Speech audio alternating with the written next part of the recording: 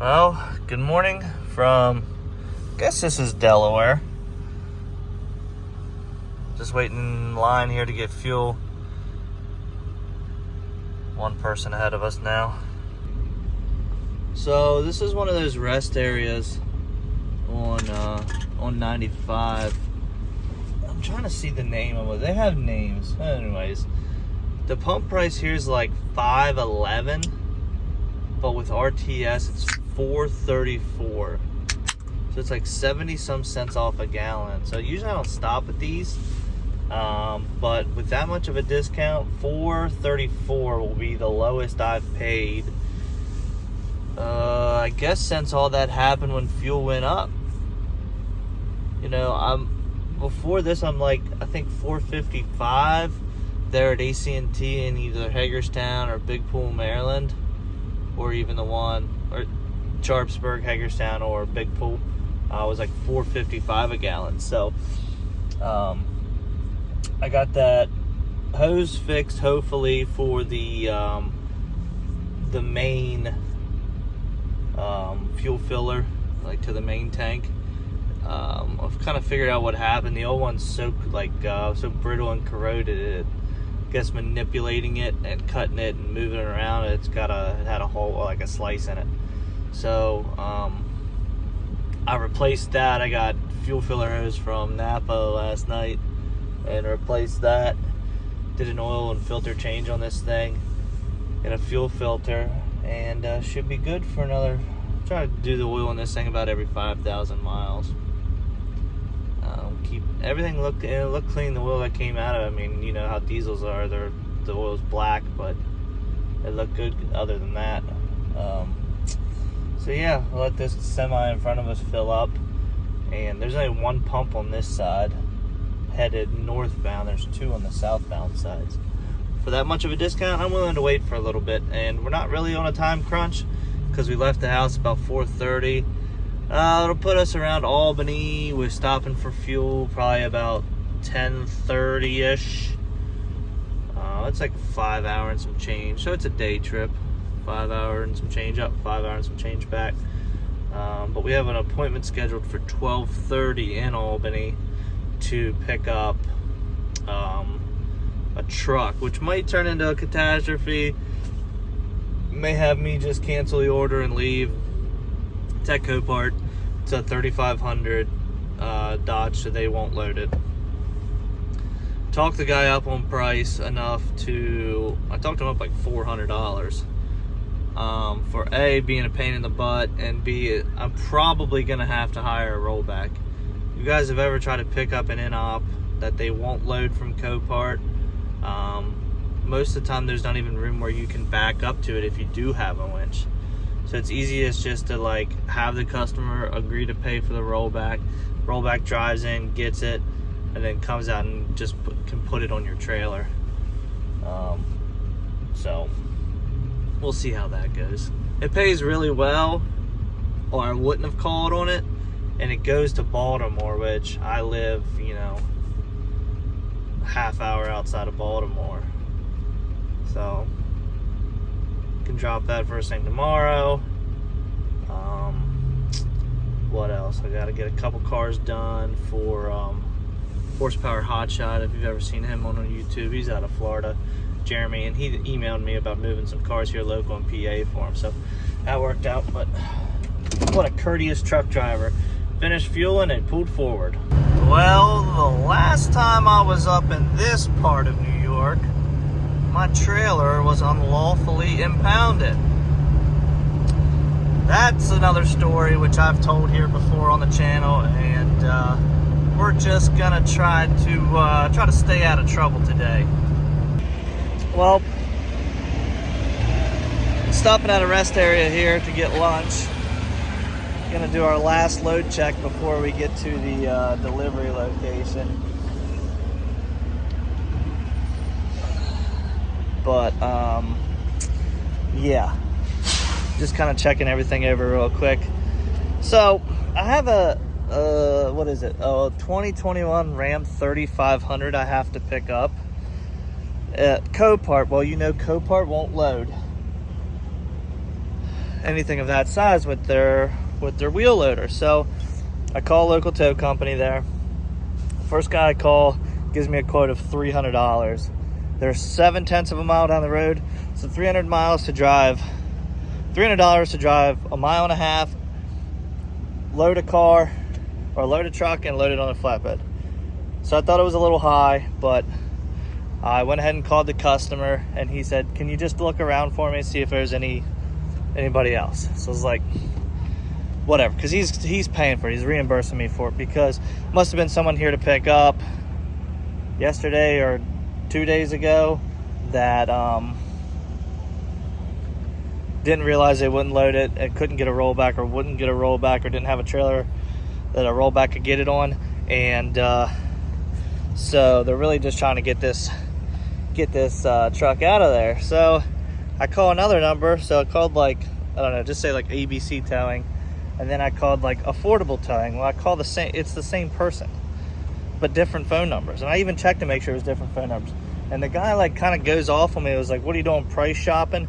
He's, "I'm not going to give you any of my time if you're just going to price shop me." I said, "Well, what happened is like I'm not paying for it, my customer is, and I have to get it approved." He asked me to call around. I said, "But you know what, the 300, that's fine." I said, if I have to come out of my pocket on it, which I don't have to, that's fine." And his attitude like completely changed. So he's like, "Oh, that's perfect. Just let me know 45 minutes out, and I'll have a truck there waiting for you." So funny how his tone changed just like that. And 300 cash only. You guys know how that goes. Want to see something cool? See that Midway sign on the left right there? You've arrived at your destination. And then you see the blue Copart sign? That's my deadhead right there. What, 1,000 feet or something? From there to there. All right, again, look. Here's my delivery. All right. See over that fence? That's Copart. That's a hell of a deadhead. I don't know how I did that one. You know, and people wonder why we get so frustrated. Here to deliver this bed. They don't even have a forklift big enough. It's a truck and trailer repair place. Like, how do you not have a forklift big enough? Like, don't you have fork extensions? Or he's like, "No, and our forklift's too small." So I don't know what they're doing. I got to be across that fence in less than 30. Well, it looks like they have fork extensions. They do have fork extensions. This guy, this service manager's a frickin', he's something else. He takes his good old time. You know, it took him 5 minutes to light up his cigarette, and he's smoking his cigarette and just walking around and saying he doesn't know how to get this off. But 2 shop guys out here, looks like they know what the hell they're doing. So hopefully they'll get this thing off my trailer. Well, I made the really long drive over here, and here comes my tow truck guy. I'm gonna try to see if he can't get in and get the paperwork and everything, since we don't really actually need the loader itself.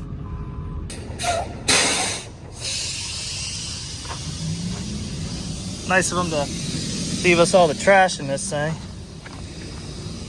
And it was hitting the back. Guess it could be like this one. Woo. It'll roll back here to help me out.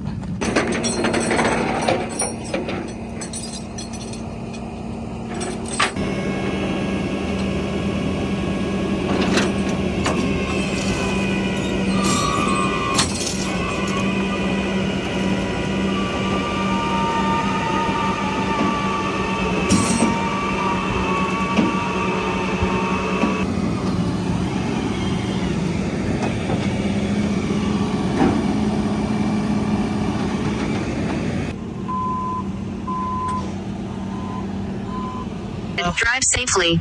Make a so U-turn, then turn right. Other than it's 100 degrees out here and I fell off my trailer. Other than that, things are great. All right, she's on.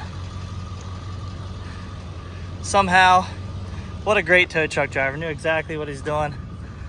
Got it on there pretty much square for me. All the steering's busted out of it, so the wheels just go wherever they want. and all the front suspension's pushed up under. So I'm kind of just grabbing it by the tow hooks and pulling it that way, and I got around the axle in the back because everything's so smashed underneath. But I fell off the side of the trailer. So I was laying on the trailer bed itself, hooking one of the chains underneath the on the axle. And you know how you like roll under and then you can roll out? Well, he had his tow truck pushing down on the back of my trailer. So if you think it was pulling up on the truck, so the front of the trailer was higher off the ground. Well, I wasn't thinking about that. When I went to roll, I put my foot down and there was no ground. And I fell completely on my side. And I don't care, I'm okay. You know, it is what it is. I got up, cleaned the blood off my leg and my arm. All the Copart staff over there was laughing because they were all sitting outside smoking. It's like, I don't care if you laugh at me, but no one's gonna bother to ask if I'm all right, whatever. So $300 to get that on the truck, but it's on there, and we're headed home. We're making good time. I'm gonna get some fuel here, enough for the ride home, and get this thing delivered tomorrow. It goes to a shop. They said there's plenty of help there to get it off. So honestly, I paid $300, which he's gonna reimburse me, but it took an hour and a half. No, it took an hour exactly. So he's gonna have to have help there or another rollback to get it off, but we'll see. Let's get out of here and get back to Maryland. So I'm about an hour from home, which means about 4 hours into the trip home. Is about 5 hours and 15 minutes or so from Albany back down to Westminster. I would be lying if I said I wasn't sore from falling off that trailer. My body, and I guess it's just part of getting old. You know, I'm gonna be 31. Time to start thinking about a burial plot. No, I'm just kidding. But everything hurts so much worse. Like, I fell on my left side, and 3 weeks ago or so, I rolled my ankle really bad. That left ankle. Like, I thought it was broke. I misstepped in between two like pavers, like foot by foot paver, and I misstepped, and in between the pavers, one of the dogs at the house I was watching dogs for, they had like dug in between it, so there was like a big dip, and I rolled my ankle so bad, and I just sat there on the ground. I thought my ankle was broken, and then slowly but surely, like I could feel my foot.